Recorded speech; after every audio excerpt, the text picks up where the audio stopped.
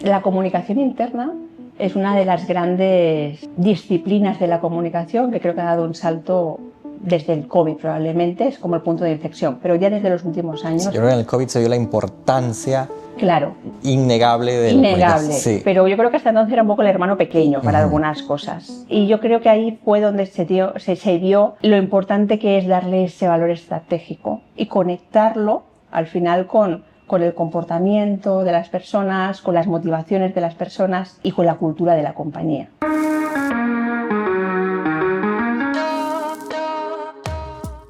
El capitán de los intangibles, navegando con la brújula de la reputación, marca y comunicación. Hola capitanes, hoy os traigo una historia de una profesional que ha navegado la comunicación en sectores muy distintos y en contextos de crecimiento, de crisis y de cambio organizativo. Nuestra invitada es Esther Lara, directora de Cultura, Comunicación Interna y Experiencia de Empleado en BAS, y que además recientemente se ha graduado de nuestro programa de Chief Corporate Officer ahora en noviembre del 2025. A lo largo de más de 2 décadas de trayectoria en comunicación, Esther ha pasado por diferentes tipos de empresas y funciones, desde la creación de departamentos de comunicación hasta la gestión de la reputación y la comunicación en grandes compañías, así como el trabajo directo con la cultura y las personas en contextos especialmente exigentes. Con Esther vamos a hablar de lo que ha ido aprendiendo a lo largo de su trayectoria y de cómo todo eso influye hoy en su forma de trabajar. Bienvenida al Capitán de los Intangibles. Muchísimas ¿Cómo estás? Gracias, Augusto. Muy bien. Muy bien, nos ha costado muchísimo tenerte acá. Creo que hemos estado en conversaciones desde enero, si no me equivoco. Yo creo que desde que terminamos casi el programa. Global, sí, porque bueno, pues nunca es un buen momento. Ya sabemos que en nuestra profesión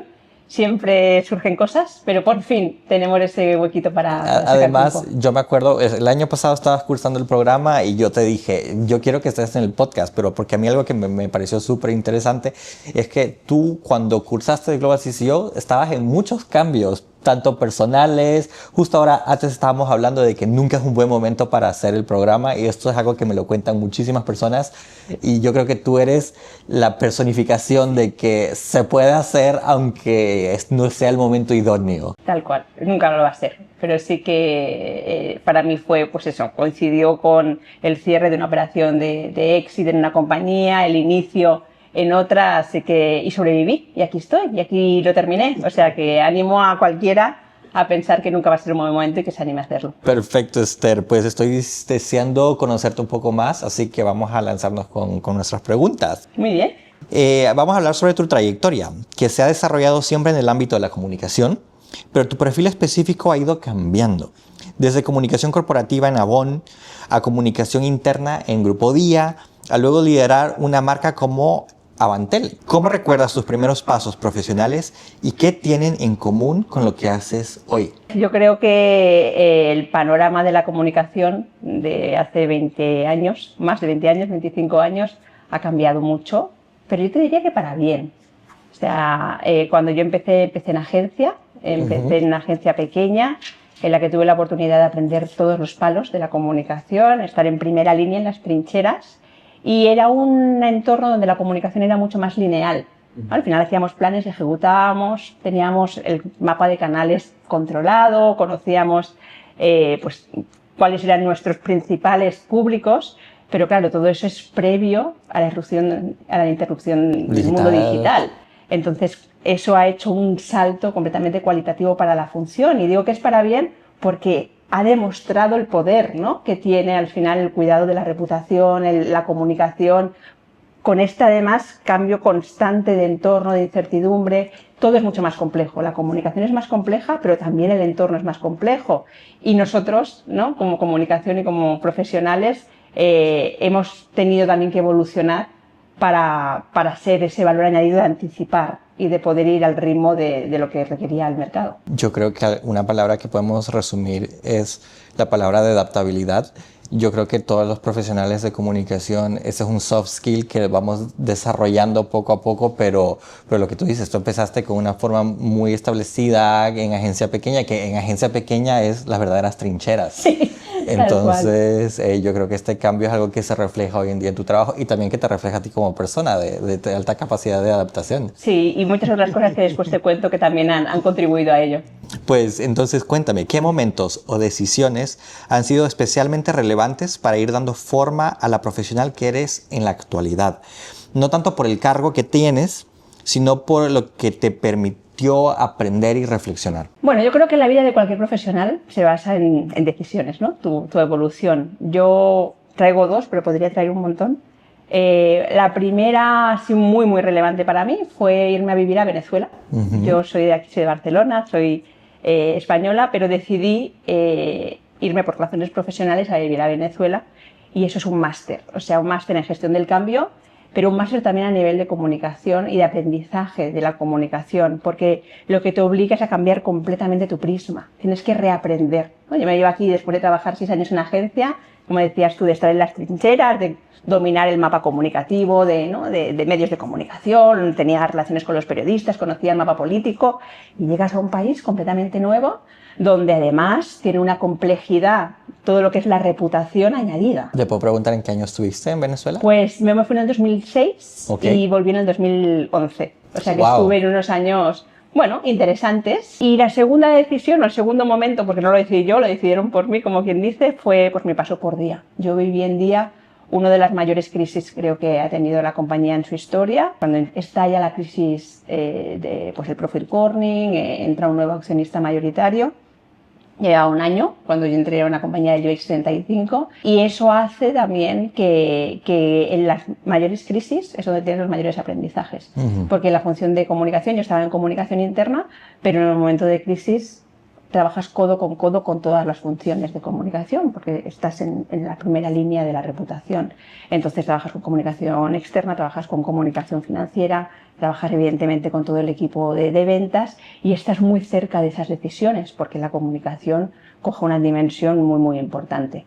Y eso también, ese momento, esa decisión, fue lo que me hizo también dar el salto a esa parte de cultura, porque cuando estás en transformaciones de compañía, traspasas lo que es la comunicación tradicional, ¿no? Y empiezas a ver cómo tu identidad se conforma con esos principios de cultura, de visión, de propósito, y de ahí fue que navegamos esos años bastante convulsos. Definitivamente no hay mejor. El otro día leí una expresión: bendita la crisis que te tocó, porque te hace salir mucho más resiliente y con mucho más aprendizaje que cualquier universidad te puede dar o cualquier otro tipo de aprendizaje. Sí, sin duda. Pero además hay otra decisión que tú tomas, que yo creo que ha aportado un montón, que es que decides pasar por las aulas de The Global CCO. Sí. Quiero que me cuentes, ¿qué te aportó esa experiencia y cómo se refleja hoy en tu forma de trabajar? Bueno, yo decido pasar por The Global CCO porque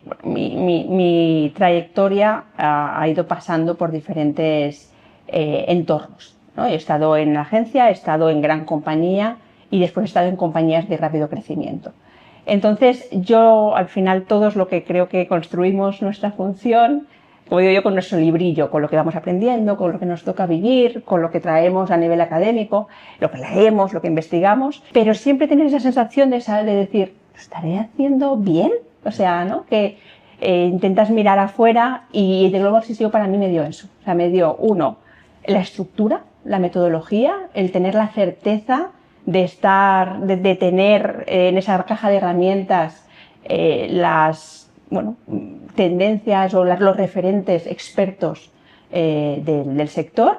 Y por otro lado, también me ayudó a luchar con ese síndrome del impostor, que creo que al final todos tenemos, ¿no? De esa duda de decir, es que ¿no? yo tengo que decidir, porque cuando estás en compañías de rápido crecimiento te toca tú crear muchas cosas que cuando estás en la gran empresa pues tienes consultoras, te vienen de la matriz, ¿no? Te vienen de otros lugares y tú ejecutas, pero cuando estás en compañías en transformación, en compañías que están viviendo un momento de cambio importante, tienes que rediseñar muchas cosas y ser tú el que guíe esa organización en hacer esos pasos. Y para mí The Global CCO me dio eso, me dio ciertas certezas, ciertas guías, ciertos marcos conceptuales, estructura, para poder empezar a diseñar, empezar a retar a la organización para hacerse ciertas preguntas y tirar de esos marcos metodológicos y esas experiencias de grandes compañías, de esos referentes que vienen al programa, que te ayudan a llevarlo a tu realidad, pero que sabes que estás yendo por el camino adecuado. No, y además, o sea, me encanta lo que dices, porque efectivamente la figura del CCO o esta persona que lidera los intangibles, porque cada empresa le puede cambiar de nombre, pero tú puedes ser una empresa muy pequeña también y tener esta figura, ¿no? Porque tú estás velando por el negocio, o sea, no solamente, justo el último episodio estuvimos con Izaskun Ezcurra de CBRE, y ella nos decía que la comunicación tiene que funcionar de forma proactiva, no necesariamente reactiva, y lo que tú has hecho es eso, o sea, como que liderar, ir cavando un poco, creando el camino cuando no tienes nadie. O sea, tú no has trabajado, o sea, no estás hablando de una multinacional o de una agencia con múltiples headquarters donde ya te traen muchas instrucciones hechas. Justo estamos hablando de esto antes del podcast, que muchas veces eres tú quien tiene que crearlo todo desde cero. Claro, yo he pasado por los diferentes ámbitos, ¿no? O sea, cuando estaba en agencia, como comentaba, y cuando estoy en la gran empresa, porque yo trabajé en Avon, además de en Grupo Día, así como grandes empresas, pues aprendes mucho la metodología, los procesos, el marco conceptual te viene dado, ¿no? Te viene dado de esos headquarters que deciden la visión de la compañía, la cultura, la narrativa, todos los principios te vienen dados y tú a nivel local o Iberia o el ámbito que te toque, lo que haces es ejecutar y velar porque esa narrativa, evidentemente, en todos tus planes de comunicación sea consistente. Cuando das el salto a un entorno donde no tienes esa red de seguridad, te toca a ti, como tú dices, ¿no?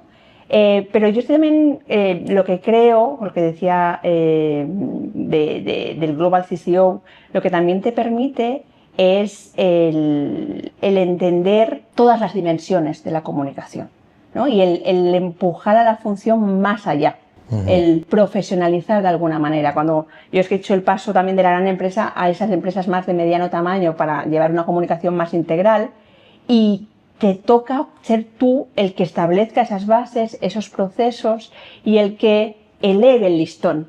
Porque la comunicación pasa. O sea, en las compañías, en todas las compañías, hay comunicación realmente. Y yo creo que la clave y el valor que tenemos que conseguir como profesionales de empujar esta función al frente es hacer ese salto. Pasar de ser, como digo yo, enviadores de emails o de publicadores de posts o de generadores de podcasts a realmente ser ese capitán de los intangibles, esos guardianes de la reputación. Entonces, el subir ese listón, para eso necesitas un partner. Y yo creo que en ese caso para mí fue The Global. Pues se nota que tú eres una impulsora de negocio y yo creo que ese va a ser el título de este podcast porque es lo que estás intentando demostrar. Pero nos has contado que has estado trabajando en distintos ámbitos, desde agencia, grandes compañías, empresas en transformación. ¿Qué valor crees que tiene trabajar en una misma disciplina dentro de estos distintos ángulos, por encontrar un nombre? Bueno, creo que lo he ido comentando, ¿no? A lo largo de la conversación. Yo creo... a nivel personal te aporta una empatía muy importante, porque cuando tú has estado en agencia y pasas a la gran empresa entiendes muy bien lo que se sufre o lo que se vive en las agencias, y al revés, ¿no? Cuando estás en gran compañía y pasas quizás a una compañía mediana, pues oye, entiendes cuáles son esas reglas, pero también sabes que tienes que tener una humildad inmensa en cualquiera de los pasos que te toca dar. Yo creo que al final en nuestra profesión lo que hacemos es muy similar, estés donde estés, pero que al final es aportar valor, ¿no? Cuidar de esos intangibles, de cuidar de esa reputación de marca, desde el frente de comunicación interna si hablas con empleados, desde comunicación externa si tienes una relación más cercana con medios o institucional. Pero es verdad que el lugar donde estés te obliga a empaparte de la cultura y de la compañía y del negocio donde estás. Y eso es lo que hace que la profesión pues, pueda ser diferente. Pero para mí, ¿no? La que me dice, ¿tú eres especialista en comunicación interna o en comunicación corporativa? Es que son dos caras de la misma moneda. Es que es muy difícil hoy en día trabajar la comunicación de manera separada, porque... Por silos, ¿no? Claro, es lo que yo siempre digo, ¿no? No hay una frontera, lo interno es externo, lo externo es interno, cualquier canal donde tú estás es transparente para el resto, porque lo digital ha hecho pues que pasemos todas las fronteras, ¿no? Y yo creo que ahora más que nunca la opinión pública está constantemente velando por esa consistencia y esa coherencia, que es lo que se nos pide a las organizaciones. Y para eso tienes que hacerlo con esa mirada genérica, ¿no? Sistémica, esa mirada 360. Y yo creo que eso es un poco lo que he ido viviendo en mi trayectoria en las diferentes vertientes. Me parece muy rico lo que nos acabas de contar, y mirando tu recorrido con perspectiva, ¿qué diferencia ves entre cómo entendías la comunicación y cómo la entiendes hoy? Pues yo creo que el cambio es lo que comentabas también de la anterior invitada al podcast. La comunicación ya no es reactiva, ahora tiene que ser proactiva. Nuestro rol creo que también pasa en anticiparnos, en poder anticipar, ver con tiempo por dónde vienen los riesgos, dónde vienen las tendencias, ser ese pepito grillo, como digo yo, de las organizaciones, ¿no? En esa parte de cuestionar o hacer esas preguntas que las organizaciones necesitan hacerse, pero muchas veces el ritmo no te deja hacer. Y es verdad, ¿no? Yo me he encontrado con CEOs que me dicen, Esther, no lo sé, o sea, yo estoy centrado en el negocio, estoy centrado en que, y me preguntas, ¿no? Unas reflexiones que no tienes el tiempo de hacer, pero que tienes que hacerlas para poder construir esa identidad que realmente sea consistente. Entonces, yo creo que esas son las grandes diferencias, esa linealidad, ese cambio de reactividad a proactividad, y creo que evidentemente la complejidad, esa lucha por la atención que tenemos actualmente, tenemos infinidad de canales, ¿no? Tenemos infinidad de posibilidades. Y esa gestión de la incertidumbre, de ese entorno mucho más complejo, también creo que es algo que nos toca desde la función de comunicación. Por lo tanto, se ha ampliado muchísimo más de lo que yo creo que eran mis orígenes, a lo mejor por mí, de cómo yo empecé evidentemente como una becaria de una agencia que no tenía mucha idea de lo que pues, años después, pero el entorno nos ha obligado a crecer mucho como profesionales y la función se ha evolucionado de manera sustancial, ¿no? También. Me parece curioso lo que dices, porque estamos ahora hablando de cómo tenemos que adaptarnos y cómo las cosas van cambiando. Antes de grabar el podcast estábamos hablando de, por ejemplo, ahora viene toda la inteligencia artificial, o sea, como que hay nuevos cambios y tenemos que nuevamente adaptarnos. Y tú dijiste una palabra que me encantó, que es a ti, este tipo de formaciones como de Global CCO o otras formaciones, o sea, que puedas obtener, te dan criterio. Tú usaste la palabra criterio. Claro. Explícame un poco qué te referías con esto. Bueno, yo no quería hoy hablar de IA, porque creo que es un tema que está ya muy trillado. Efectivamente. Y además yo no soy nada referente en este ámbito, seguro que tenéis invitados mucho más importantes y conocedores del tema. Pero sí que, como punto de reflexión, la IA viene a sustituir muchas de las tareas ejecutoras que realizábamos cuando empezábamos en la profesión, ¿no? Pues a generar contenidos, a redactar, a hacer análisis, a hacer investigaciones, y pasar por todas esas tareas son las que te van aportando ese criterio y ese pensamiento crítico a lo largo de tu evolución. Yo creo que uno de los riesgos que tenemos justamente es que esas nuevas generaciones van a saltarse ese paso que nosotros tuvimos la oportunidad de tener y van a tener la presión de tener ese pensamiento crítico que no han tenido tiempo para desarrollar. Y van a tener, y necesitamos apoyarles, evidentemente desde el liderazgo y acompañándoles para que aprendan a hacer esas preguntas, a cuestionarse esas cosas, pero también en buscar esos recursos que por suerte cada día tenemos más a la mano, y tenemos organizaciones como el de Corporate Excellence que generan esos podcasts, que generan esos recursos para amueblar esa cabeza, para dar esa estructura y ese pensamiento crítico, porque al final del día, y por mucho que haya voces que digan que lo que hacemos nosotros lo puede hacer la IA, no es así, ¿no? Ese pensamiento crítico, esa posibilidad de anticipar, de ver por dónde vienen los riesgos, leer el entorno, entender la cultura, es algo que solo podemos hacer personas. Y por eso creo que es fundamental irte rodeando de esos recursos, herramientas, estructuras que te pueden dar los programas de formación. Ahora vamos a meternos un poco más en tu conocimiento técnico, cosas que tú ya has hecho. A lo largo de tu trayectoria has acompañado procesos de transformación cultural en momentos especialmente complejos para las compañías, como ya lo que nos has contado.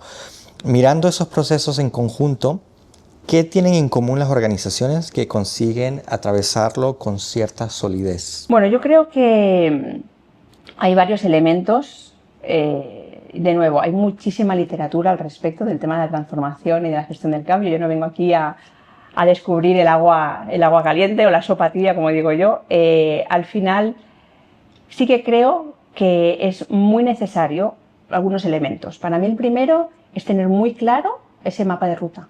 O sea, entender la transformación en qué consiste, por qué, el de dónde partes y a dónde quieres llegar, que sea muy clara, que sea simple, porque yo creo que al final la complejidad también, y que permita a las personas tener muy claro qué se espera de ellas y por qué, ¿no? ¿Por qué se espera ese cambio? Yo siempre digo que nadie quiere cambiar de gratis. O sea, cambiar duele, cambiar es doloroso.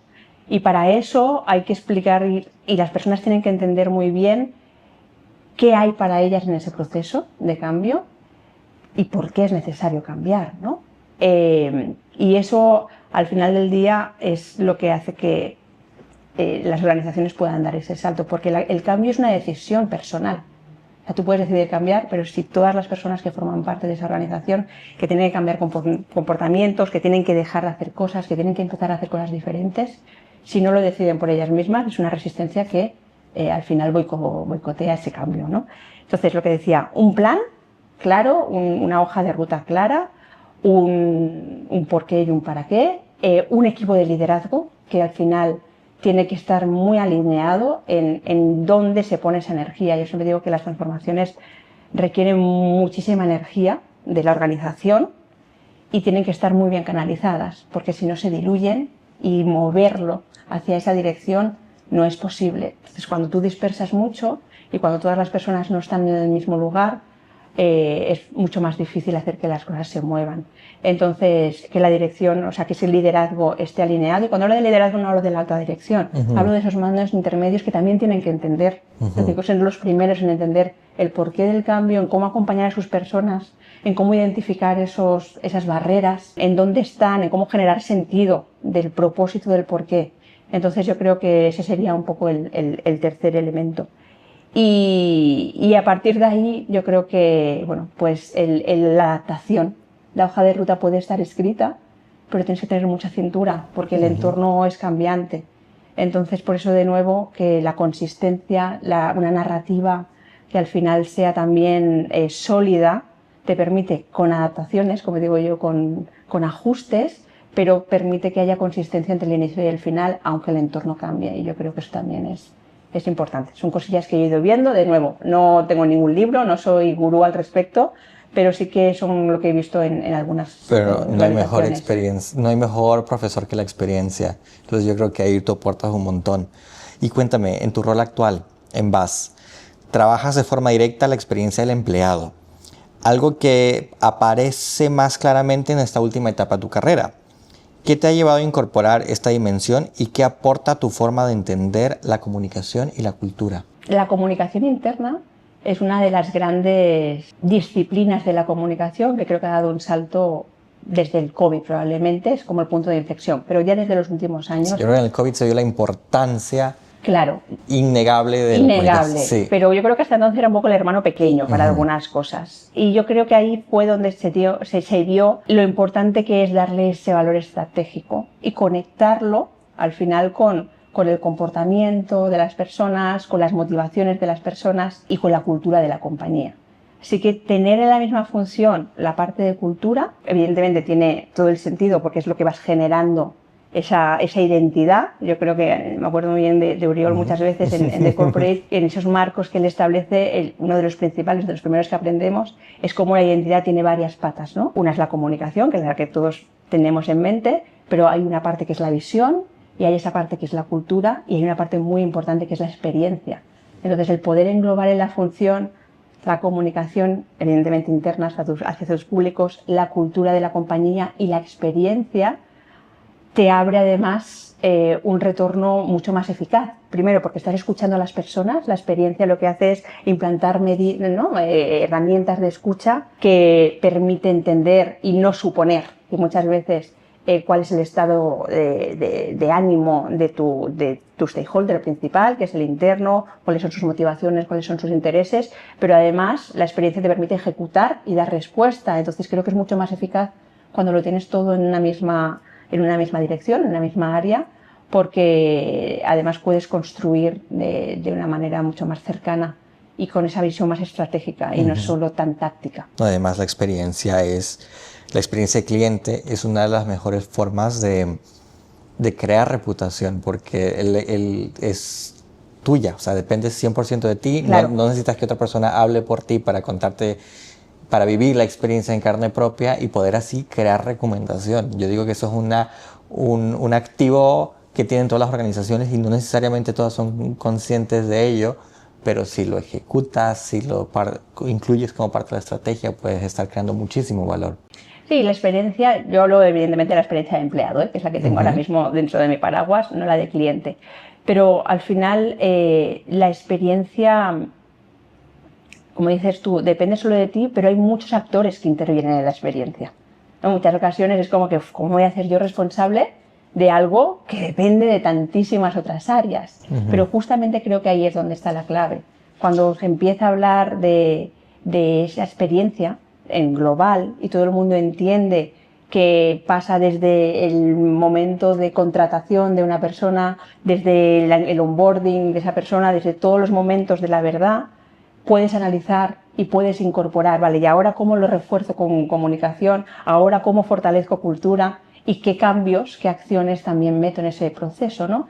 Entonces, como dices tú, depende de ti, pero depende de muchos, y involucrar a esos muchos también es parte de la función de comunicación, es ese connecting officer que muchas veces pues necesitamos ser dentro de las organizaciones, ese pegamento para que esa experiencia sea consistente, sea coherente y construya hacia la cultura que tú quieres también, ¿no? Voy a regresar a otro punto de The Global CCO, porque tú antes de grabar este podcast nos estabas contando como que muchas personas perciben una formación o algo así como The Global CCO como quizás algo un poco inalcanzable, como esto es como para grandes empresas. Y yo creo que también nos has contado que tú en este ámbito de transformación has tenido que ir creando tu propio camino, ¿no? ¿Qué le dirías a aquellas personas que dicen como, y esto lo veo muy lejos, o sea, como que, o esto quizás yo que estoy en una pequeña empresa, que estoy apagando fuegos a diario y un poco creando de forma improvisada, porque nada es improvisado, o sea, todo está pensado, pero que parece que estás tanto en la carrera que a veces no te permites el tiempo para reflexionar, ¿no? A ver, yo lo que les diría es que todos vivimos ese momento de tener que luchar internamente para que nos den el valor que la función tiene. Y ese valor solo lo podemos conseguir aplicando método, profesionalizando de alguna manera la función en el sentido de darle estructura y acompañar para que la organización también nos incluya desde el principio, ¿no? En muchas conversaciones con colegas siempre es que nos incluyen al final.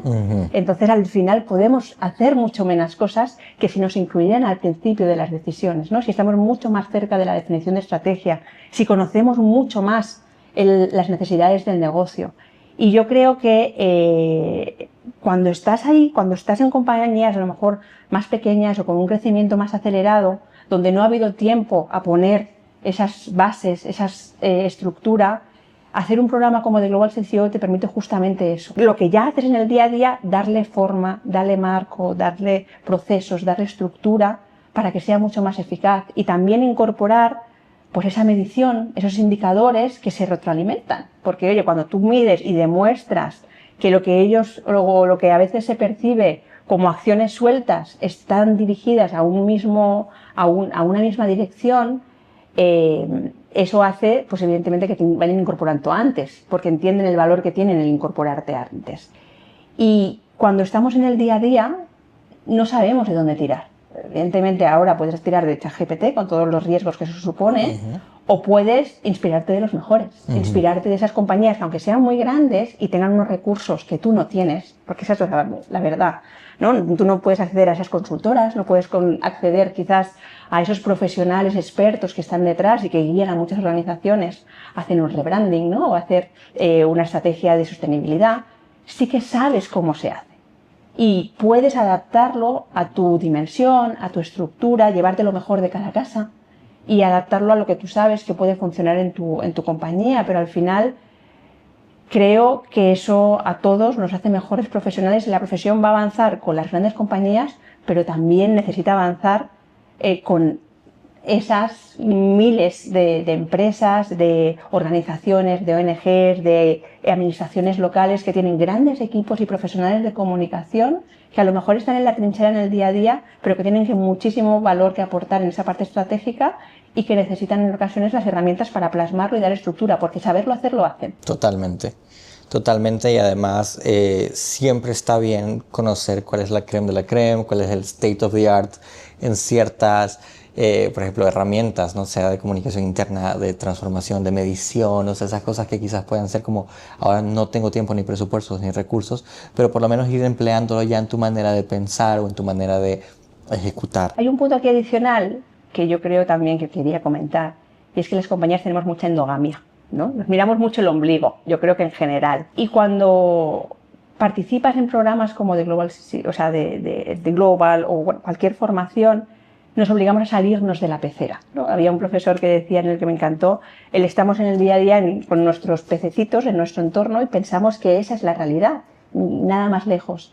Entonces, salirte de la pecera es algo que nosotros, nuestra función, tiene que aportar al negocio, pero para estar fuera de la pecera y poder explicarles cómo, ¿no?, las audiencias que están alrededor, qué se está moviendo, tenemos que ser los primeros en mirar también fuera de la pecera. Y estos programas yo creo que son clave para ello. Por último, Esther, desde tu experiencia, ¿cuál dirías que son los grandes retos y también las grandes oportunidades para quienes trabajan hoy en comunicación, cultura y personas dentro de las organizaciones? Retos hay infinitos, ¿no? Nos encontramos en un entorno tan cambiante y tan convulso de alguna manera, pues desde la crisis de confianza, la geopolítica. Bueno, hoy hablamos el periódico por la mañana y veremos que hay muchísimos desafíos y muchos retos en los que nuestra función al final siempre tiene algo que hacer o que decir, ¿no? Pero yo sí que me lo voy a llevar a lo nuestro, a lo que nosotros sí podemos influenciar en primera persona o en las cosas que sí vivimos.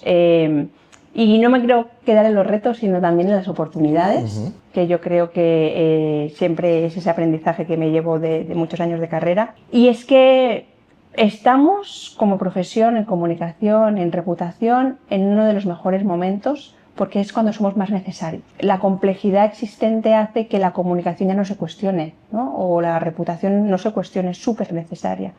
Y creo que eso es una oportunidad también para que cada vez más profesionales, hay muchas especializaciones, pero también puedan ir cogiendo ese valor estratégico y podamos, ya nos empezamos a sentar en las mesas de algunos consejos, ¿no? De comités de dirección, en las grandes compañías nadie lo pone en duda, pero también hay mucha oportunidad para que los nuevos profesionales o para que vayamos ganando ese espacio. Entonces, me quedo con la oportunidad primero. Pero sí es verdad que después, pues en cuanto a retos, lo que decía antes, yo creo que la IA, por no ser repetitiva, viene a retarnos y a llevarnos a ese valor, a convertir lo que hacemos en ese valor indiscutible, pero que tenemos que tangibilizar. La gestión de las intangibles, el capital de los intangibles, está muy bien, pero mientras no consigamos hablar de números, de KPIs, que podamos convertirlo en argumentos y en conversaciones de profundidad en esos comités de dirección, pues vamos a seguir siendo algo accesorio. Entonces yo creo que el reto está ahí. ¿Y sabes qué pasa con ese reto? Que las grandes compañías pueden acceder y lo tienen más fácil para acceder a esos rankings, a esos estudios, a esos informes, a esos expertos, para tener ese dato.